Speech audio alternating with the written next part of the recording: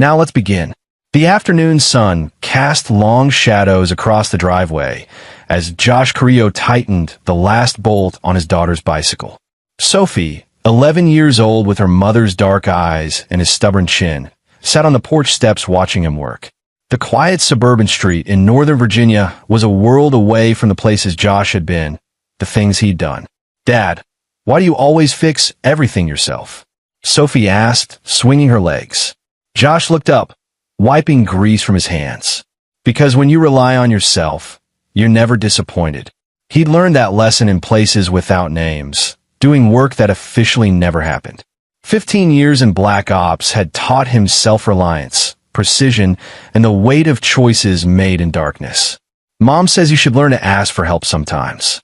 Josh smiled, but it didn't quite reach his eyes. Sheila had been saying a lot of things lately, most of them echoing her family's opinions. They'd been married 13 years, and for the first 8, her family, the Pierce clan, had kept their distance. Josh had been deployed, unreachable, a convenient excuse for their absence. But since he'd retired from the service and taken a quiet job as a logistics consultant, they'd circled closer, their judgment arriving before their help ever did. "Your mom's probably right," he said, standing and testing the bike's handlebars. "But old habits die hard." Sophie's phone buzzed. She glanced at it, and her face darkened. Josh noticed immediately. A father's instinct honed sharper than most. "What is it?" "Nothing." But her voice carried weight. Josh crossed to the porch and sat beside her. "Sophie." She showed him her phone. A group text from her grandmother, Katrina Pierce, sent to what appeared to be the entire family. "That girl needs to learn respect. Spoiled and mouthy, just like her father. Someone should teach her proper manners." Josh's jaw tightened. Last Sunday, they'd attended the Pierce family dinner, a monthly obligation Sheila insisted upon. Sophie had politely declined a third helping of her grandmother's pot roast, citing fullness. Katrina had pressed. Sophie, 11 and honest to a fault, had said, "Grandma, I'm really full. I don't want to be wasteful." Apparently, honesty was disrespect in the Pierce household. "She's mad because I didn't want more food?" Sophie's eyes brimmed with confusion and hurt. Josh pulled her close. "Some people mistake honesty for rudeness because they'd rather hear lies that make them comfortable. Are you going to tell Mom?" Josh considered this. Sheila was at work. She managed a dental practice downtown and wouldn't be home for another 2 hours. Showing her this text would start a fight. Sheila, walking the tightrope between her family and her husband, had become their marriage's defining characteristic. She loved her parents, her brothers, despite their flaws. Or maybe because she'd been conditioned not to see them as flaws at all. "We'll talk to her together when she gets home," Josh decided. But they wouldn't get the chance. Wayne Pierce sat in his truck outside his mother's house, reading the text message thread with his 4 brothers. At 42, Wayne was the oldest Pierce son, a construction foreman who'd built his authority on intimidation and the family's collective belief that Pierce men didn't back down from anything. "We need to handle this," Wayne texted. "Mom's upset. That kid needs to learn her place." "Sheila's always been too soft," Brandon replied. He was 38, worked at a car dealership, and measured his worth in closed deals and dominated conversations. "The problem is Carrillo," Santos chimed in. At 35, Santos ran a small gym and saw every interaction as a contest of strength. "He thinks he's better than us." Military boy with his secrets. Gerald, 33 and working in their uncle's plumbing business, added, "Mom's crying. Says she can't sleep. We're supposed to just let that slide?" Casey, the youngest at 30, who'd never held a job longer than 8 months, wrote, "When's the last time we reminded everyone what happens when you disrespect this family?" Wayne put down his phone. His mother had called him in tears, recounting Sunday's dinner with added embellishments. How Sophie had rolled her eyes, made faces, mocked her cooking in front of everyone. Wayne knew his mother's stories grew in the telling, but it didn't matter. What mattered was family hierarchy. Josh Carrillo had always been an outsider who'd stolen Sheila away and needed periodic reminding of where he stood. "We're going over there," Wayne told his brothers when they gathered at his house that evening. "All 5 of us. We're going to have a talk with Carrillo about how his daughter treats our mother. Think he'll get tough." Casey cracked his knuckles, grinning. Wayne snorted. He's a consultant now. Pushes papers. Whatever he was before, he's soft now. And he's not stupid enough to start something when we've got numbers. What Wayne Pierce didn't know, what none of them knew, was that Josh Carrillo's transition from Black Ops officer to civilian consultant wasn't about going soft. It was about choosing to stop. And there was a universe of difference between choosing not to do something and being incapable of doing it. Sheila Carrillo arrived home at 6:47 p.m., earlier than expected. She found Josh in the kitchen preparing dinner. Chicken stir-fry, Sophie's favorite, while their daughter did homework at the dining table. "You're home early," Josh said, kissing her cheek. Sheila set down her purse, and Josh saw the tension in her shoulders. "My mother called me 3 times. Sophie's head snapped up. Josh met his daughter's eyes and gave a small shake of his head. "Let me handle this." "About Sunday?" Josh asked evenly. "She's very upset, Josh." Sophie hurt her feelings. Josh set down the spatula. Sophie politely declined food because she was full. "Your mother decided that was disrespectful and sent a family-wide text calling our daughter spoiled and mouthy." Sheila's eyes closed briefly. "Did you see the text?" "Sophie showed me. And you didn't think to call me?" "I thought we should discuss it together when you got home." "Which we're doing now." Sheila looked at Sophie. "Honey, could you give us a minute?" Sophie gathered her books and retreated upstairs. Where her door closed, Sheila turned to Josh. "My mother has a right to feel hurt. Your mother manufactured hurt from nothing, so she could play victim. She does this, Sheila. She creates drama, rallies your brothers, and suddenly we're the bad guys for existing outside her control. That's not fair. What's not fair is your entire family treating Sophie like she's some kind of problem because she has the audacity to have boundaries." Sheila's phone buzzed. She glanced at it and her expression shifted. "My brothers want to come by. Tonight. They want to talk about Sunday." Josh felt something cold settle in his chest. "All of them. Wayne says it's important. Family business. Tell them no." "Josh." "Tell them no, Sheila. They don't get to ambush us in our home because your mother's feelings got bruised. They're my family. And we're family too." Sophie's upstairs right now, feeling guilty for eating food the exact way she was taught, listening to her body, not being wasteful. Your family is turning a non-incident into a crisis, and you're letting them. Sheila's eyes flashed. "You've never understood my family. You've never even tried." Josh kept his voice level. "I've understood them perfectly. I've watched them steamroll you for 13 years. I've watched you shrink every time they're around. I've watched you apologize for things that aren't wrong because it's easier than standing up to them." "That's not." Her phone buzzed again. Then again. Text after text. "We're coming by at 8. This needs to be handled tonight. Be there, or we're coming anyway." Josh read the messages over her shoulder. His combat instincts, dormant but never dead, flickered to life. 5 men, coordinating, establishing a time, removing her choice in the matter. This wasn't a conversation they wanted. This was a demonstration of power. "Don't let them come," Josh said quietly. But Sheila was already typing a response, and Josh saw the familiar pattern. His wife choosing the path of least resistance, hoping compliance would buy peace. It never did. At 7:53 p.m., headlights swept across their front windows. Not one vehicle. 3 trucks, parking in a semicircle that blocked their driveway. Josh watched from the living room as all 5 Pierce brothers emerged, their body language coordinated and aggressive. "Stay upstairs with Sophie," Josh told Sheila. "Josh, please don't make this worse." He looked at his wife, saw the fear in her eyes, and felt a deep sadness. She was afraid of her own brothers, afraid of her husband standing up to them, afraid that the fragile peace she'd negotiated through constant accommodation might finally shatter. "It's already worse," he said softly.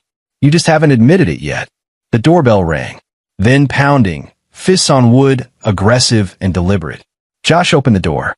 Wayne stood at the front, his 4 brothers flanking him in a formation designed to intimidate. Construction workers, gym rats, men who'd spent their lives using size and numbers to get their way. "We need to talk about your daughter," Wayne said, not bothering with greeting or preamble. "No," Josh said. "We don't." Brandon pushed forward. "She disrespected our mother. She declined seconds at dinner. If your mother's so fragile that courtesy wounds her, that's something she needs to work out with a professional. Wayne's face darkened. You need to watch your mouth, Carrillo. You need to get off my property. Santos stepped up onto the porch. We're not going anywhere until your daughter apologizes. Get her down here. Josh didn't move from the doorway, blocking their entry. That's not happening. We're her uncles, Gerald said. We have a right. You have no rights here. You're strangers who share DNA with my wife. Now leave. Casey laughed, harsh and ugly. Or what? You'll make us. Josh looked at each of them in turn, his expression flat and unreadable.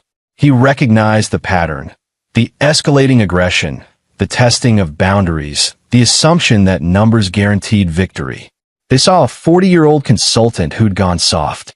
They had no idea they were standing in front of a man who'd spent 15 years in the darkest corners of the world, doing things that would haunt them in their sleep. Dad! Sophie's voice came from behind him. Josh didn't turn, didn't take his eyes off the 5 men in front of him. Go back upstairs, sweetheart. They're scaring me. Wayne smirked. She should be scared. She needs to learn. Sophie, Josh said, his voice calm but carrying absolute authority. Count to 60.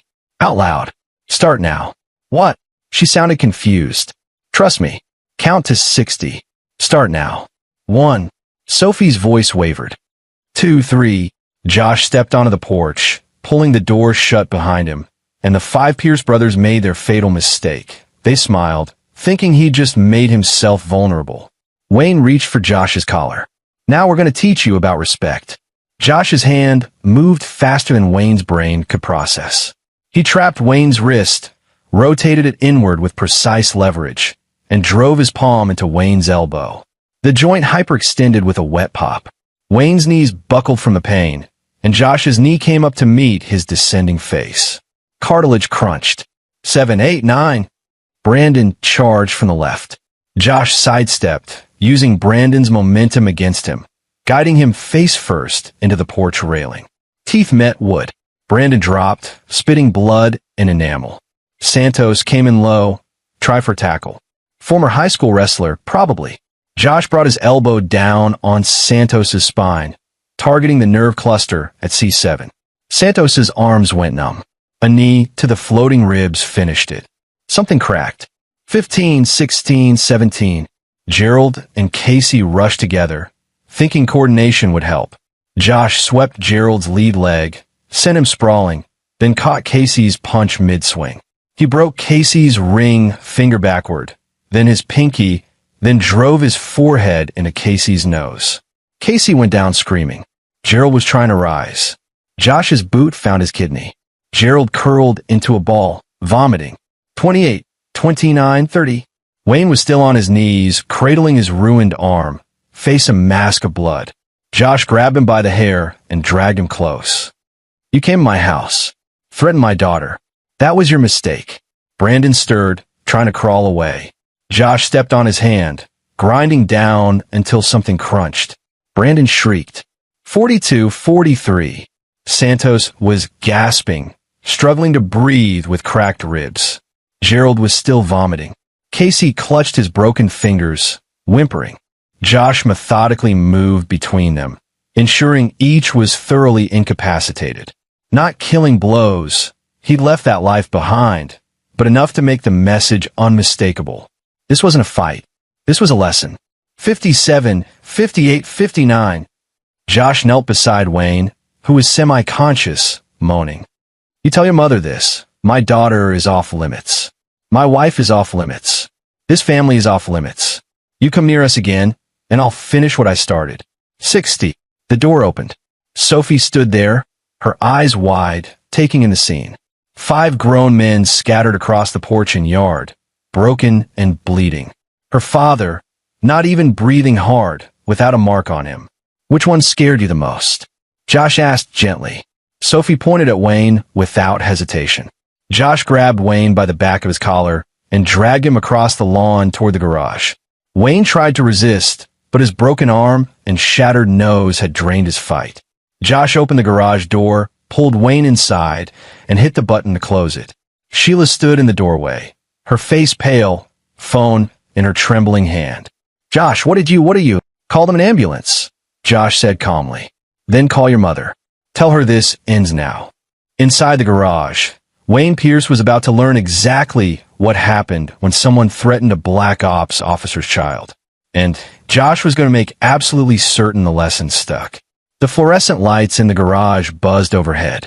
Wayne Pierce sat slumped against Josh's workbench, blood dripping from his shattered nose, his right arm hanging at an unnatural angle. His eyes tracked Josh with a mixture of pain and growing fear. Josh pulled over a metal stool and sat down, maintaining comfortable distance. Not interrogation posture. He'd done enough of those to know the difference. This was something else entirely. 38, Josh said quietly. Wayne blinked, confused. What? Confirmed kills. That's my count from 15 years in black operations. Those are just the confirmed ones. Josh leaned forward slightly. Do you know what black ops means, Wayne? Wayne said nothing, his breathing shallow.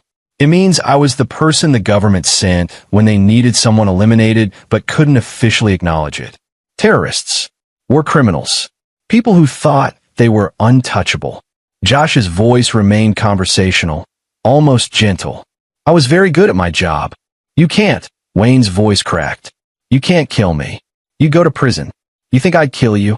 Josh shook his head. Wayne, killing you would be mercy compared to what I could do. In prison. He smiled, but it didn't reach his eyes. I know people who could make you disappear so thoroughly your mother would spend the rest of her life wondering if you ever existed. But that's not going to happen, because I chose to leave that life behind when Sophie was born. Wayne's eyes darted toward the garage door. They can't hear us, Josh said. Soundproofing. I like to work late without disturbing the neighbors. He stood and walked to his tool cabinet, opening it to reveal not just tools, but other items carefully organized. Zip ties, duct tape, items that had no innocent explanation for their quantity and placement. What are you going to do? Wayne whispered. Josh closed the cabinet. I'm going to give you a choice. Because unlike you, I believe in choices. He returned to his stool. Choice 1. You and your brothers leave. You get medical treatment. You tell your mother this harassment stops immediately. Sophie never hears from any of you again unless she chooses to reach out when she's older. Sheila makes her own decisions about her relationship with her family without pressure from any of you. And we pretend tonight never happened. And choice 2. Choice 2 is we find out exactly how much pain a human body can endure before the mind breaks. And trust me, Wayne, I know that threshold intimately. I've mapped it on people much tougher than you. Wayne stared at him, and Josh saw the moment true understanding dawned. This wasn't a bluff. This wasn't a tough guy act. This was a predator explaining the rules to prey. We'll leave, Wayne gasped. We'll tell Mom to back off. Just please. That's not enough. Josh's voice hardened. You came to my house with 4 other men to intimidate and terrorize my daughter. An apology and a promise don't balance those scales. Then what do you want? Josh considered this. What did he want? Justice? Revenge? Or simply insurance that this never happened again? Your phone, Josh said. Unlock it and give it to me. Wayne fumbled his phone out with his good hand, thumbs shaking as he unlocked it. Josh took it and scrolled through the texts, the family group chat, months of messages revealing a pattern of bullying, manipulation, and toxic behavior. Sheila's name appeared often, always in context of criticism and control. Josh forwarded the entire chat history to his own number, then deleted the forwarded messages from Wayne's sent folder. Now call your mother. Speakerphone. Wayne hesitated. Josh picked up a hammer from the nearby workbench and tapped it against his palm. Not a threat, just a reminder. Wayne called. Katrina Pierce answered on the second ring. Wayne? Where are you? Did you handle it? Mom. Wayne's voice shook. There's a problem. What kind of problem? Carrillo. Wayne looked at Josh, who nodded encouragingly. Mom, we need to leave them alone. Sophie, Sheila, all of them. We need to just back off. What are you talking about? You're 5 grown men. Did you let him scare you? Josh held up one finger, then snapped it sharply. The crack echoed in the garage. Wayne flinched. Mom, please. Just trust me. This needs to stop. The texts, the drama, all of it. Wayne Christopher Pierce, you listen to me. Josh reached over and ended the call. He looked at Wayne for a long moment, then made a decision. Here's what's going to happen. You're going to text each of your brothers and your mother from your hospital bed. You're going to tell them you slipped on my porch, the 5 of you tried to catch each other, and it turned into a domino effect. Freak accident. Embarrassing. You're going to insist everyone just forget about it.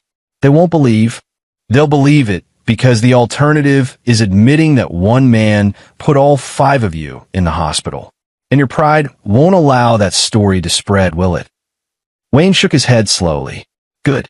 Now about insurance. Josh pulled out his own phone and began recording video. State your name and what you came here to do tonight. What? No. Josh picked up the hammer again. My name is Wayne Pierce.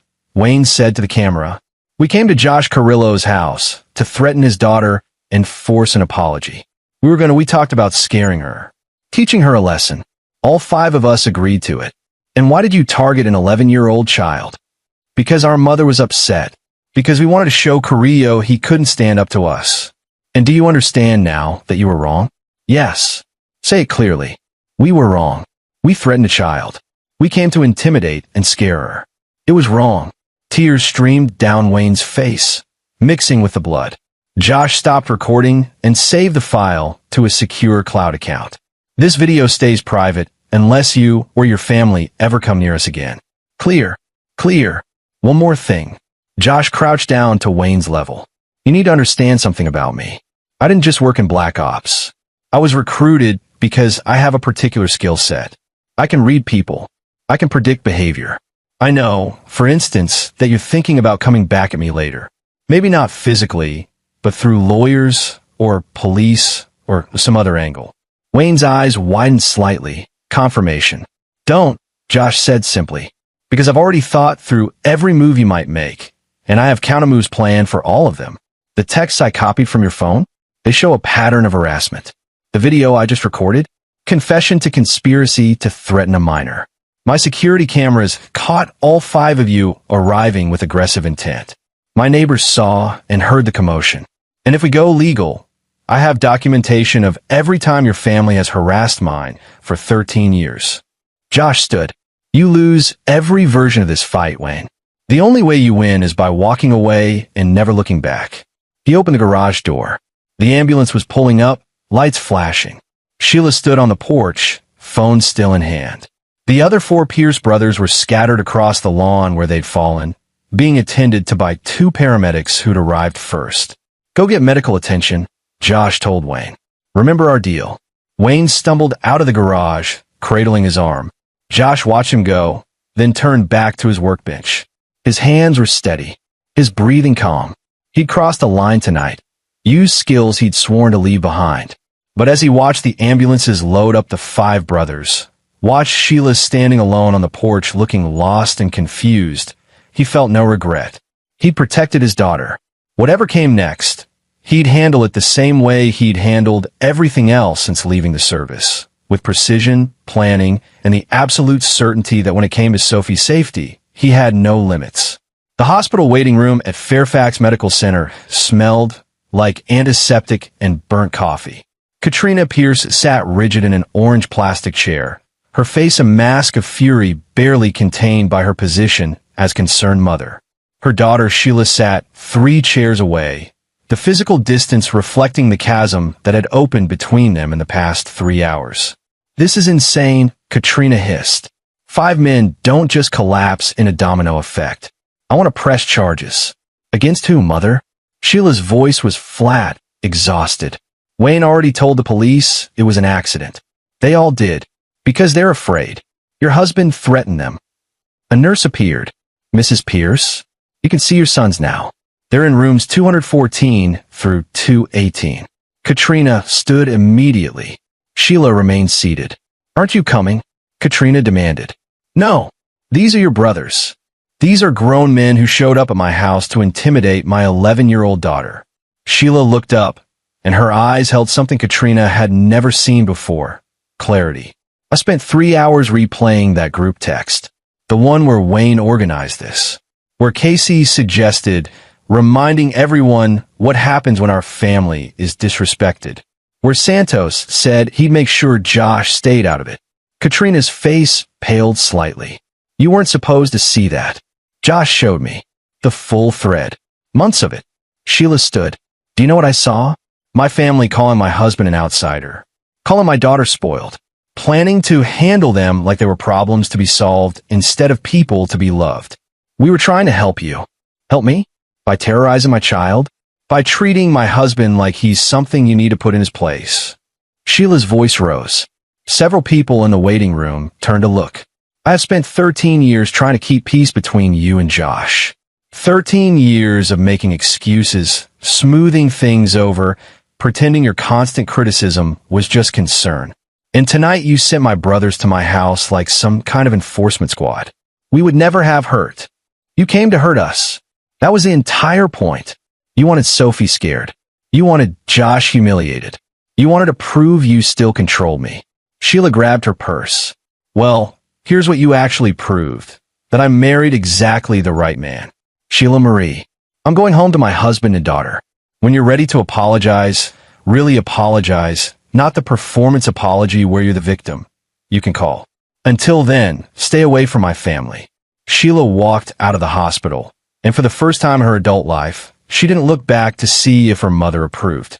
Josh found Howard Bradley at his usual spot, a corner booth at Murphy's Bar, nursing a whiskey and reading a paperback thriller. Howard looked up as Josh slid into the opposite seat, took in his friend's expression, and set down his book. That bad? Howard asked. Josh and Howard had served together in a unit that officially didn't exist.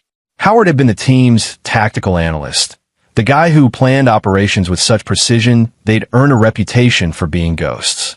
When they'd both retired, they'd settled near each other, maintaining a friendship forged in places where trust meant survival.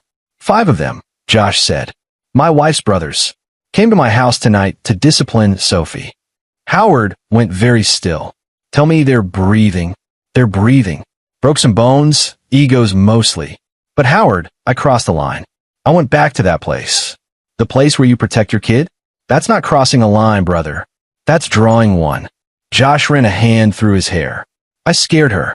Sophie saw me. She saw what I can do. And what did she say afterward? Josh remembered Sophie's face after he dragged Wayne into the garage. He'd found her upstairs, sitting on her bed, processing. He'd expected fear, trauma. Instead, she'd looked at him and said, "You protected me." Then she'd hugged him so hard his ribs hurt. She said I protected her, Josh admitted. Smart kid. She knows the difference between violence for violence's sake and a father defending his family. Howard signaled the bartender for another glass. What are you worried about? Retaliation. I made it clear that path leads nowhere good for them. But I'm worried about Sheila. This is her family. I just put 5 of them in the hospital. They put themselves there the second they decided to threaten a child. Howard's voice was flat, certain. You know, I've got kids now. 2 little ones.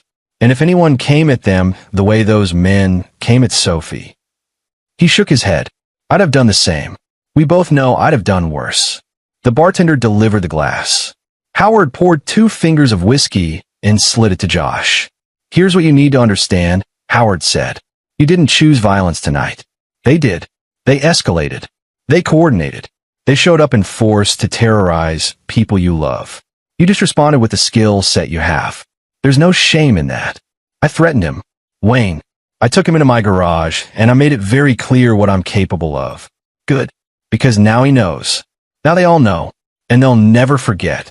Howard raised his glass to drawing lines in the sand and having the spine to defend them. Josh clinked his glass against Howard's, but didn't drink immediately. I recorded a confession. Threatened to release it if they come back. That's blackmail. That's insurance. There's a difference. Is there? Josh, you spent 15 years operating in moral gray zones for your country. You made impossible choices in impossible situations. But you know what you never did? You never crossed into casual cruelty. You never hurt anyone who didn't deserve it. And tonight, 5 grown men came to hurt your daughter. In what universe do you not defend her with everything you have? Josh finally took a sip of whiskey, letting it burn away some of the tension. Sheila's at the hospital right now. With them. Near them. I don't know if she's supporting them or confronting them. My money's on confronting. Your wife's tougher than you give her credit for. She just needed to see the stakes clearly. Josh's phone buzzed. A text from Sheila. Coming home. We need to talk. That sounds ominous, Howard observed. Everything with her family is ominous. Josh stood, leaving cash on the table. Thanks for the perspective. Anytime. And Josh, if this escalates, if they're stupid enough to push back, you call me. I'm retired, but I'm not useless. Josh nodded and left, driving through familiar streets toward a home that felt different now. He'd revealed himself tonight, not just to the Pierce family, but to his daughter and wife. They'd seen glimpses of who he'd been, what he was capable of. The question was whether they could still see the man he was trying to be. When he pulled into the driveway, Sheila's car was already there. Lights on in the living room. Josh sat in his truck for a moment, gathering himself, then went inside. Sheila sat on the couch, still in her work clothes, her face unreadable. Sophie was presumably upstairs, asleep or pretending to be. How are they? Josh asked, remaining standing. Broken. Scared. Humiliated. Sheila looked up at him. Wayne has a shattered nose, dislocated elbow, and 3 cracked ribs. Brandon lost 2 teeth and has a severe concussion. Santos can barely breathe. Gerald and Casey are in marginally better shape, but not by much. I know. The doctor said whoever did this knew exactly where to strike for maximum damage with minimal permanent injury. Like they were trained. Josh said nothing. Were you? Sheila asked. Trained to do this? Among other things, yes. Sheila's hands twisted in her lap. I read the texts. The full group chat you forwarded to my phone. I saw what they planned. I saw how they talked about you, about Sophie, about me. Her voice cracked slightly. I saw my family for what they really are. Sheila, let me finish. She stood, faced him. I spent 13 years thinking I could bridge the gap. That if I just explained you to them, explained them to you, everyone would find common ground. I was wrong. They never wanted common ground. They wanted control. They're still your family. And you're my husband. Sophie's my daughter. When did I start thinking those bonds were negotiable? Tears slid down her face. They came to our home, Josh. They came to scare our little girl. And I almost let them in. I almost helped them do it because I'm so conditioned to keep the peace with them. Josh crossed to her, pulled her into his arms. She clung to him, shaking. I'm so sorry, she whispered. I'm so sorry I let it get this far. You didn't do this. They did. But I enabled it.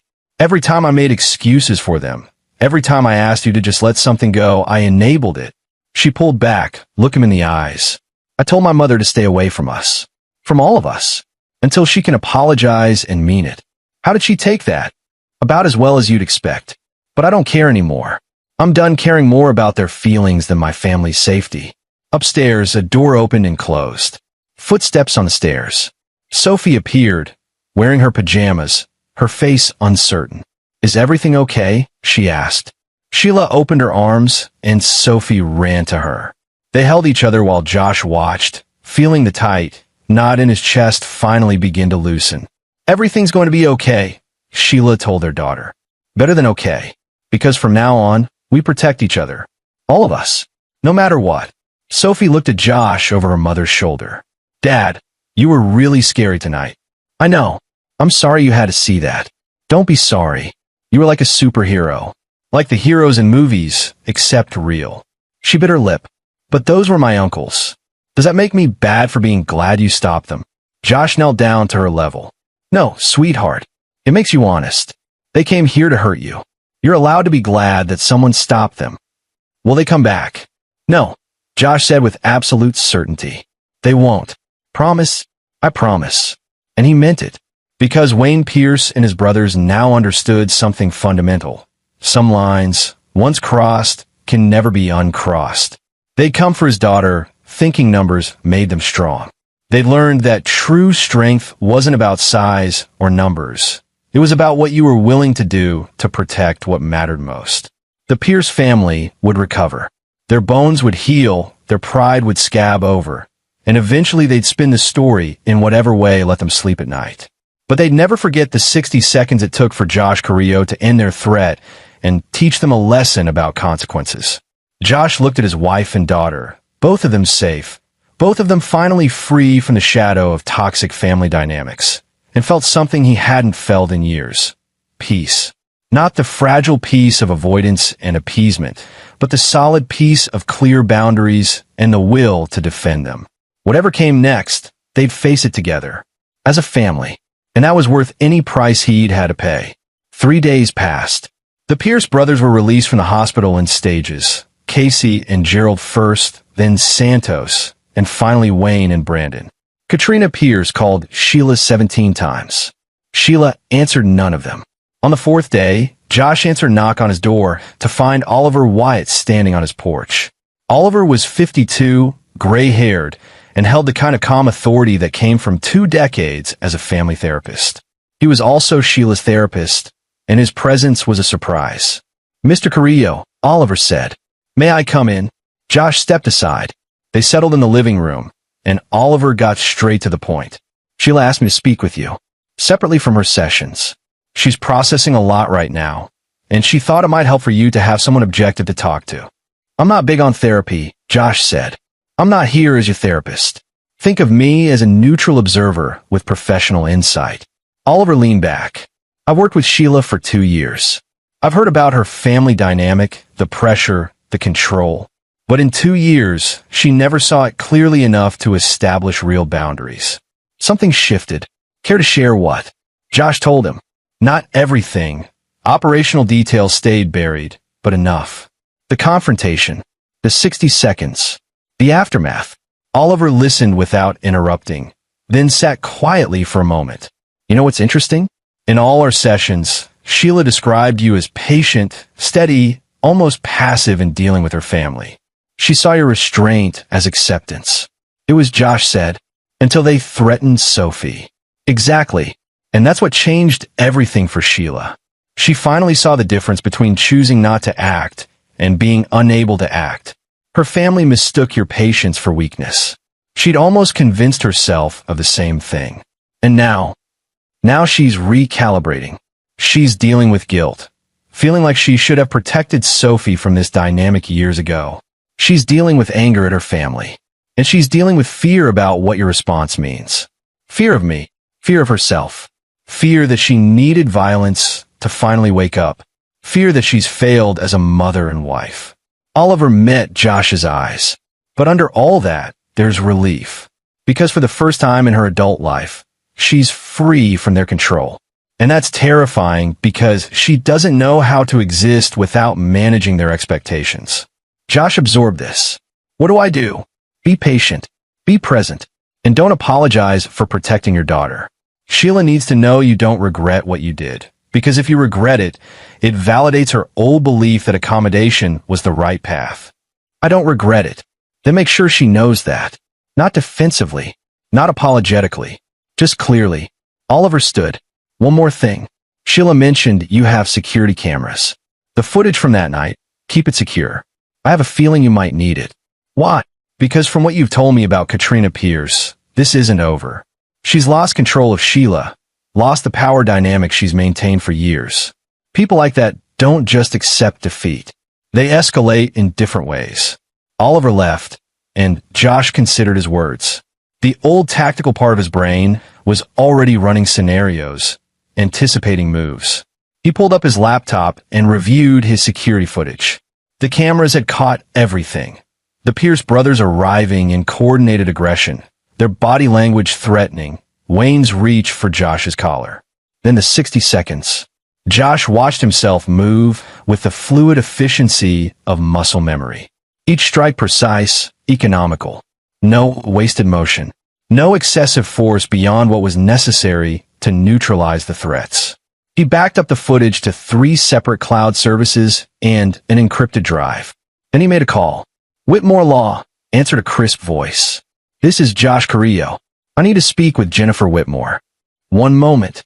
Jennifer Whitmore had handled his security clearances during his transition out of service.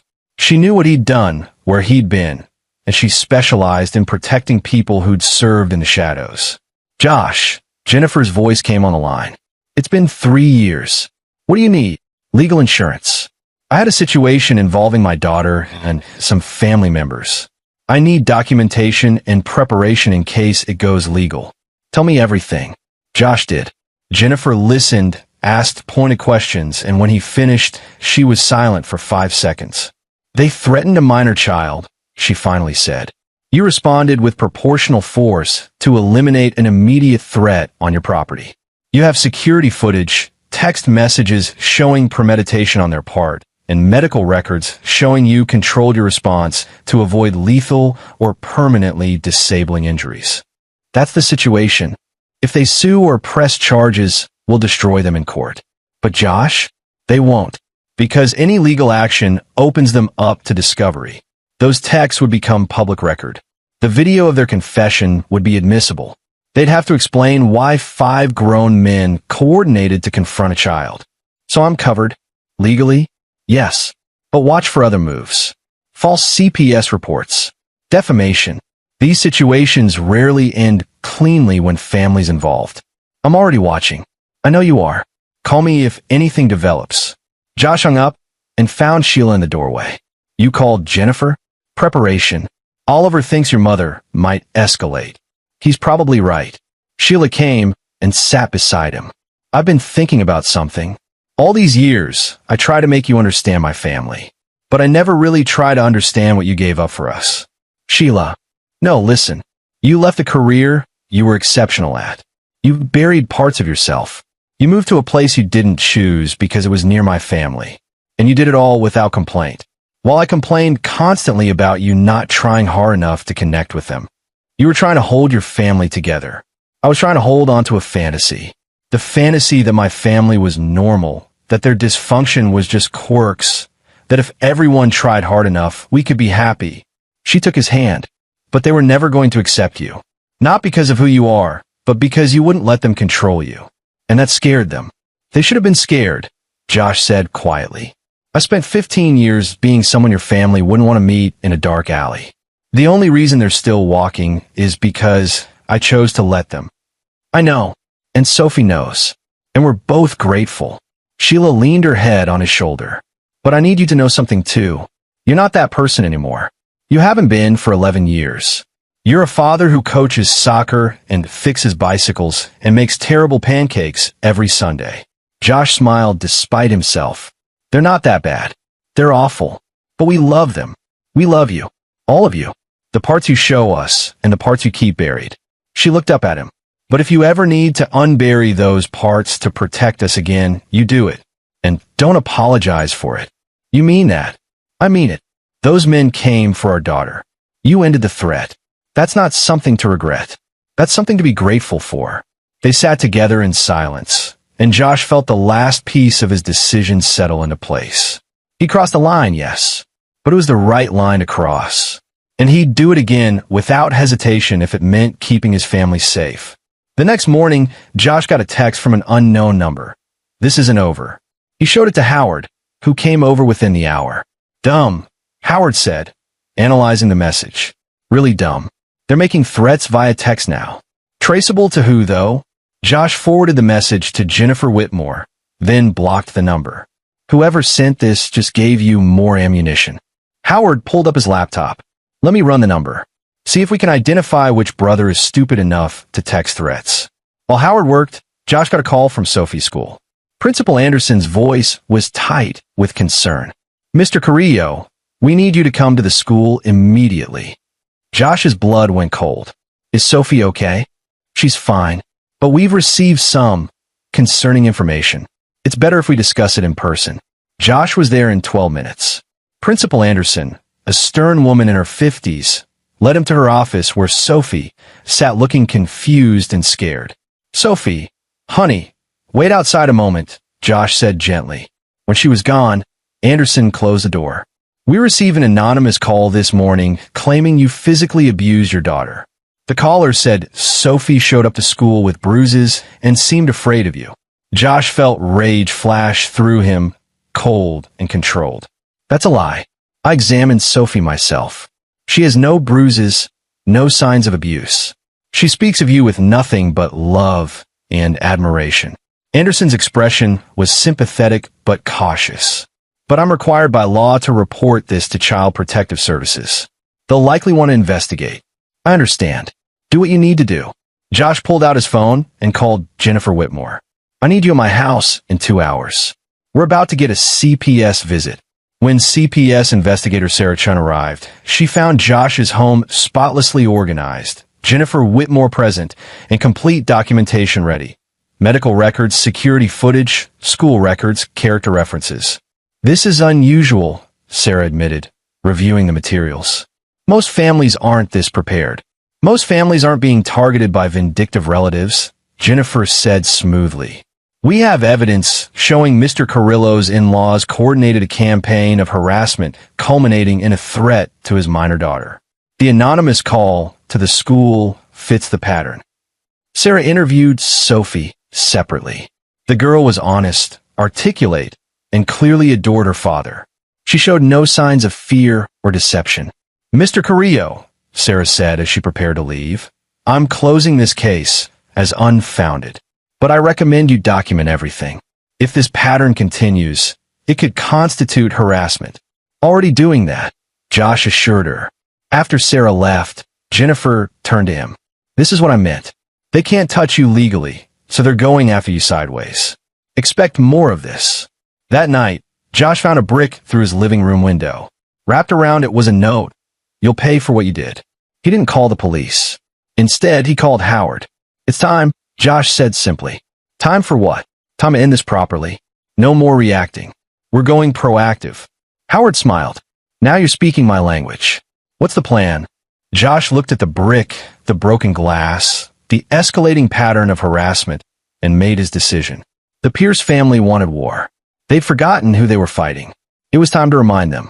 Josh Carrillo sat in Howard Bradley's basement office, surrounded by computer monitors displaying various data streams. Howard had spent 2 days gathering information, and now they were ready to plan. Here's what we know, Howard said, pulling up files. Wayne Pierce has been texting his brothers from his hospital bed, coordinating. They've decided you got lucky, and they need to respond to save face. Let me guess. They can't come at me directly because they're afraid. Bingo. So they're using proxies and indirect methods. The anonymous call to Sophie's school?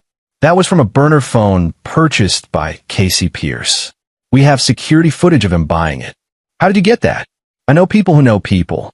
The brick through your window? Delivered by a punk named Derek Simmons who works at Brandon's dealership. Kid's got priors. Probably thought he was doing his boss a favor. Josh studied the screen. What else? Katrina Pierce has been calling everyone in your neighborhood, spreading rumors about you being dangerous and unstable. She's trying to isolate you socially. So we've got harassment, slander, and conspiracy to harass. Josh leaned back, none of which will actually stop them. They'll just keep escalating until I respond, which is what they want. Evidence I'm unstable. Exactly. They're trying to provoke you into another confrontation, preferably one without witnesses or justification. Howard pulled up another screen. But here's where it gets interesting. I did deep background checks on all 5 brothers. What Howard had found was illuminating. Wayne Pierce's construction company was 6 months behind on contractor payments and facing 3 lawsuits. Brandon's car dealership was under investigation for odometer fraud. Santos's gym had multiple complaints of safety violations. Gerald was skimming from his uncle's plumbing business. And Casey was running a small-time drug dealing operation out of his apartment. They're all vulnerable, Josh observed. Why hasn't anyone exposed this before? Because Katrina Pierce is very good at managing her family's image. She's connected in local business circles, church groups, community organizations. She uses her position to protect her sons and intimidate anyone who might cause problems. But she can't protect them from their own stupidity. Exactly. Howard grinned. So here's my question. How surgical do you want to be? Josh considered this. He could use the information to destroy the Pierce family completely. Anonymous tips to regulatory agencies, evidence delivered to law enforcement, public exposure of their various crimes and frauds. But that would hurt Sheila, would ripple out to affect innocent people, and wasn't really his style. I don't want to destroy them, Josh said slowly. I want to neutralize them. Make it clear that any further action against my family will result in consequences they can't afford. So we need leverage. Something that makes them more afraid of you than they are angry at you. We already have leverage. Josh pulled up the video of Wayne's confession. But this only covers the original incident. We need something that covers future behavior. Howard thought for a moment, then smiled. What if we give them a choice? Same way you gave Wayne a choice in your garage. Except this time, we make it crystal clear what happens if they choose wrong. Keep talking. Over the next 3 hours, they devised a plan. It was elegant, legally defensible, and would put the Pierce family in a position where any further harassment would trigger their own destruction. First, they compiled a complete dossier on each brother, their legal troubles, financial issues, ethical violations. They cross-referenced everything with public records and found ways to substantiate each claim. Second, they created a website. It was simple, professional, and completely anonymous. The URL was random, and the hosting was routed through 3 different countries. The site contained one page with a simple message. This is an information archive concerning the Pierce family of Fairfax, Virginia. Currently, this information is private. It will remain private unless certain conditions are met. Those conditions are clearly defined in the following document. The document spelled out exactly what would trigger public release. Any further harassment of Josh Carrillo or his family, any false reports to authorities, any defamatory statements, or any threats of violence. It's a dead man's switch, Howard explained. I've set it up so that if you don't check in every 72 hours, the information goes live automatically. And once it's out there, you can't put it back in a bottle. So if something happens to me, the Pierce family's dirty laundry gets aired to everyone they know. Their business partners, clients, neighbors, church community. Everything. Josh nodded slowly. How do we let them know about this without it being traceable back to me? We don't tell them. We show them. Howard pulled up another screen. Each of the brothers is going to receive a package tomorrow. Inside will be a burner phone with a single video loaded on it. The video will be you, but in a way they can't prove it's you. Explain. Voice modulation. Lighting that obscures your face. But enough visual cues, your garage, your workbench, that they'll know it's you without being able to prove it in court. Josh recorded the video that night. Howard worked his technical magic, and the result was effectively untraceable while being unmistakably from Josh. Gentlemen of the Pierce family, Josh's modulated voice said on the video, "You spent the past week harassing my family through indirect means. False CPS reports, property damage, slander. You thought distance and deniability would protect you. You were wrong." The video cut to screens showing evidence of each brother's various legal and ethical problems. I have compiled extensive documentation of your activities. Financial crimes, regulatory violations, drug trafficking, fraud. All of it substantiated and ready for distribution to appropriate authorities and interested parties. Cut back to Josh's silhouette. However, I'm not interested in destroying you. I'm interested in peace. So here's the deal. Leave my family alone, completely, permanently, and without exception, and this information remains private. Continue your harassment in any form, and everything goes public. You'll lose your businesses, your reputations, and potentially your freedom. A pause. This is not a negotiation. This is a statement of terms. You have until midnight tonight to acknowledge your understanding and acceptance. Text the word "agreed" to the number saved in this phone. If I don't hear from all 5 of you by midnight, I'll assume you've chosen the hard path. And trust me, you don't want that path. Final shot. The Dead Man Switch website displayed on screen. Remember, this is automated. Something happens to me, the information goes live. So in your own self-interest, you want to make sure nothing happens to me, my wife, or my daughter. Ever. The video ended. Howard looked at Josh with something like admiration. That's going to give them nightmares. That's the idea. Fear is more effective than anger when it comes to changing behavior. The packages were delivered the next morning via courier to each brother's home address. By noon, all 5 burner phones had received the video. By 9 p.m., 4 of the 5 had texted agreed. Casey was a holdout. At 11:45 p.m., Casey's number still showed nothing. Josh and Howard sat in Howard's office, watching the clock tick down. He's going to call the bluff, Howard said. Maybe. Or maybe he's just trying to show he's not afraid. At 11:58 p.m., 2 minutes before midnight, Casey's phone buzzed, agreed. Howard exhaled. That was close. That was calculated, Josh corrected. Casey needed to feel like he made a choice rather than being forced. The delay let him pretend he had control. So now what? Now we wait and see if they honor the agreement.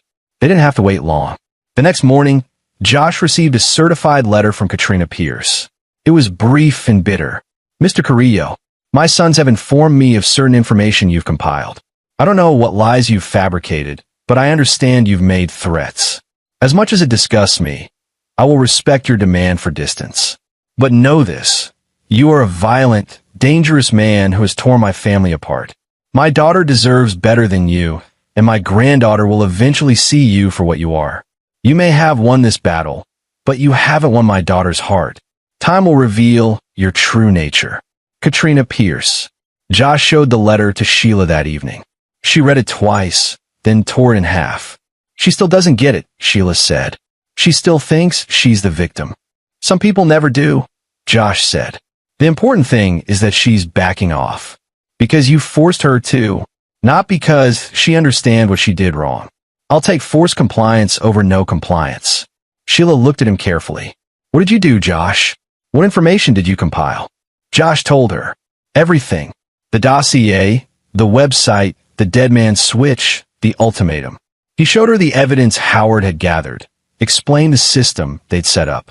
When he finished, Sheila was quiet for a long time. You basically build a nuclear deterrent, she finally said. That's one way to look at it. Is it true? All the things about my brothers. Every word. Howard verified everything through public records, court documents, business filings. Sheila closed her eyes. I didn't know. About Casey's drug dealing, Wayne's lawsuits, any of it. They're very good at hiding their problems. Or they were. Your mother spent years protecting them from consequences. That's why they felt entitled to come after Sophie. They've never had to face real accountability. And now they do. Now they do. Sheila looked at the torn letter, then at Josh. Part of me wants to feel bad for them. They're my brothers, my mother. But mostly I just feel relieved. Is that wrong? It's honest. And there's nothing wrong with being relieved that people who hurt you are finally being held accountable. Will this really keep them away? As long as they believe the consequences of breaking the agreement are worse than the cost of following it, yes. And if they don't believe it, Josh's expression hardened. Then they'll find out I wasn't bluffing. And that's a lesson I guarantee they only need to learn once. 2 weeks passed. The Pierce family maintained absolute radio silence. No calls, no texts, no drive-bys. It was as if they'd ceased to exist in Josh's life. Sophie's school reported no further anonymous complaints. The neighborhood gossip that Katrina had been spreading dried up. Even the family group chat that had caused so much trouble went silent. Howard had confirmed it was deleted entirely. Life returned to something approaching normal. Josh went to work, coached Sophie's soccer team, took Sheila out for their first real date in months. The constant low-level stress that had defined their family dynamic for 13 years began to fade. But Josh stayed vigilant. He checked the dead man's switch system daily, reviewed his security footage, kept tabs on the Pierce family's activities through Howard's discreet monitoring. You think he'll try again? Sheila asked one night, watching him review camera feeds. I think they're learning a new pattern, Josh said. Their old pattern was escalation and intimidation.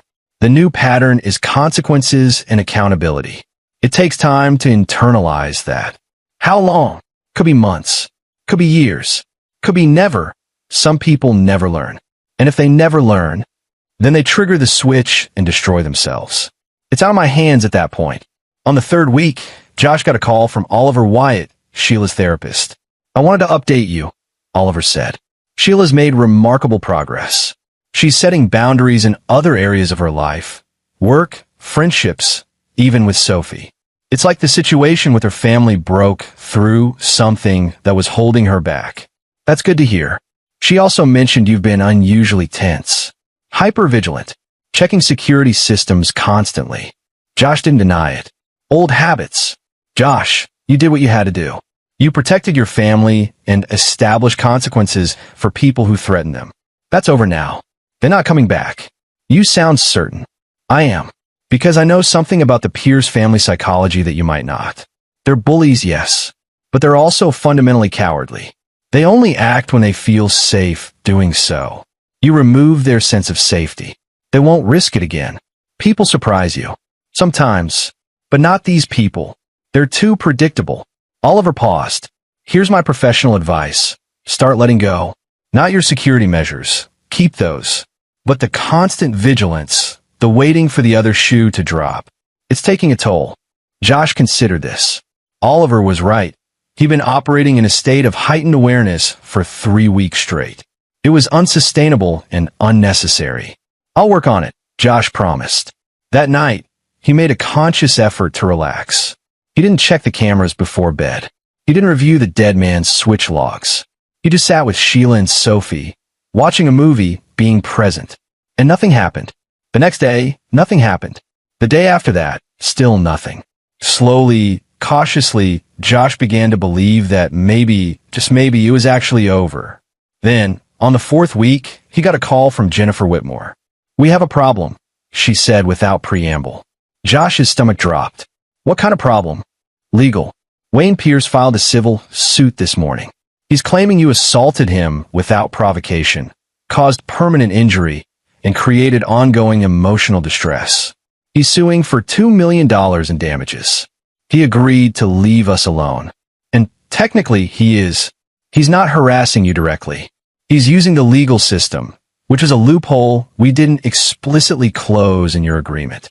Josh closed his eyes, feeling the familiar cold calculation of tactics and countermoves. This triggers the switch. Does it?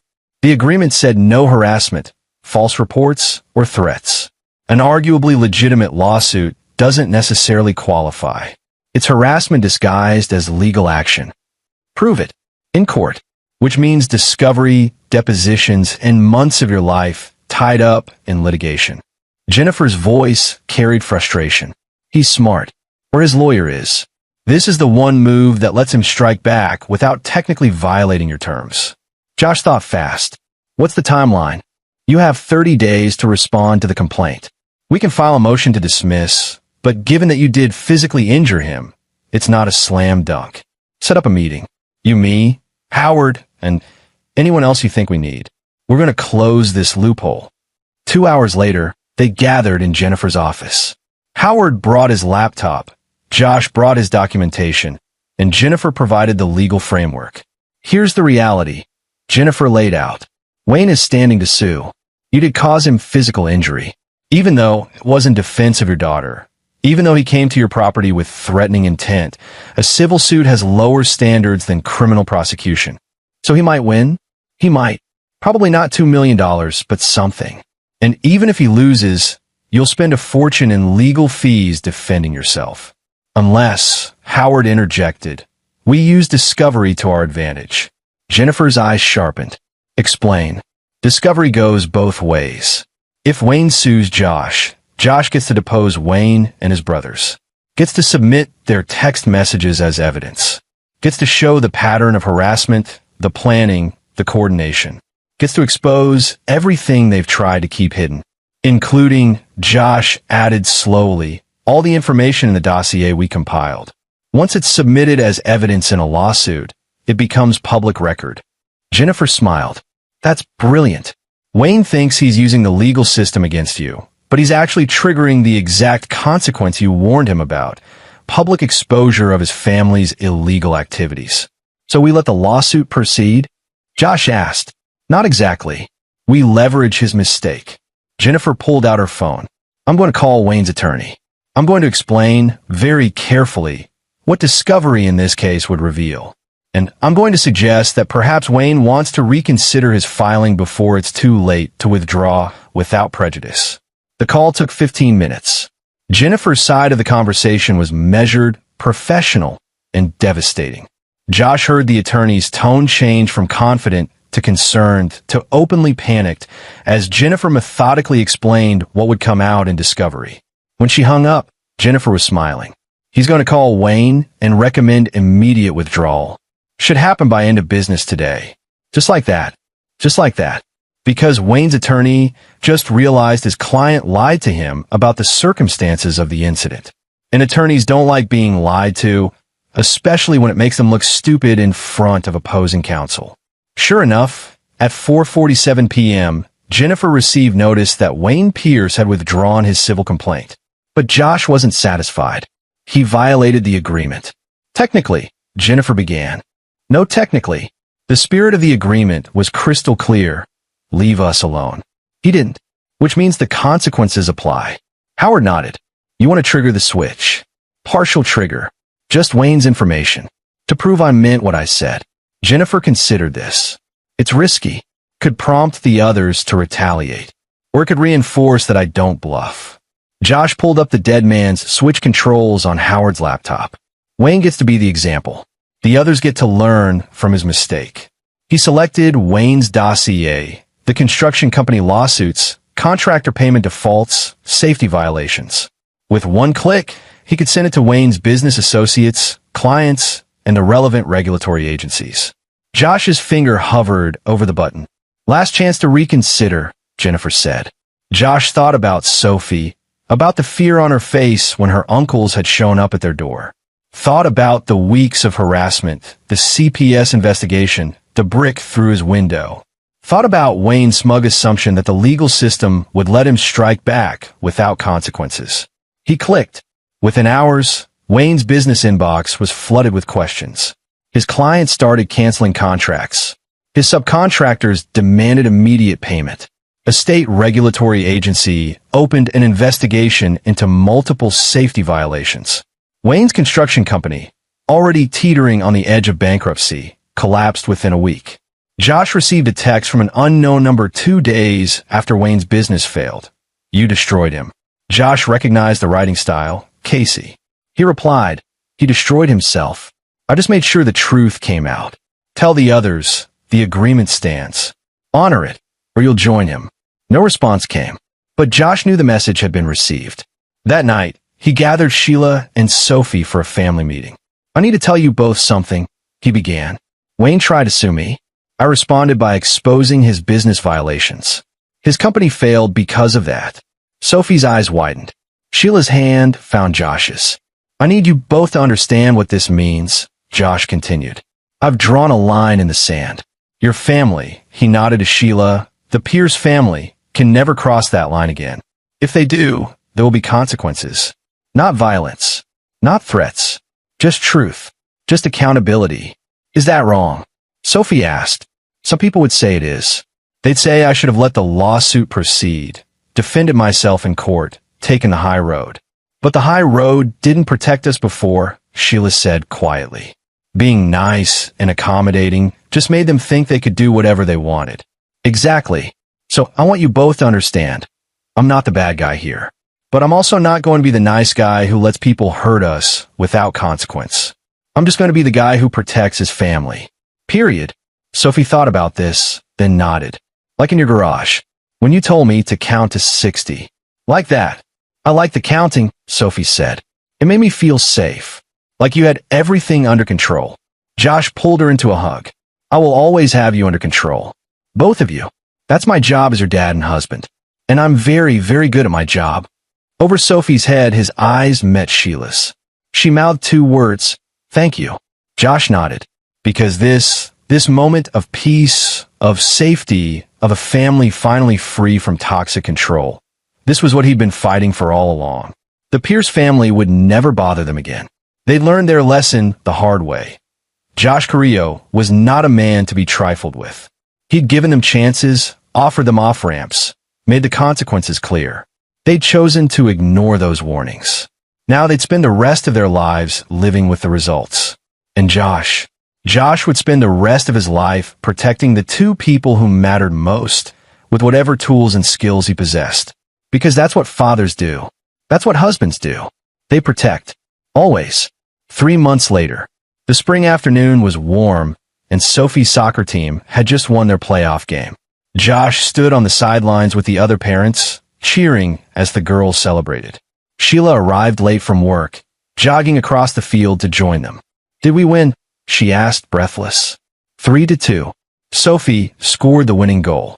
They watched their daughter jump and laugh with her teammates, pure joy on her face. No fear. No weight of family drama. Just a kid being a kid. I heard from my mother yesterday, Sheila said quietly. Josh tensed. And She wanted to know if she could send Sophie a birthday card. Just a card, nothing else. No gift, no phone call, no visit. What did you tell her? I said I'd think about it and discuss it with you. Josh considered this. 3 months of silence had passed since Wayne's business collapsed.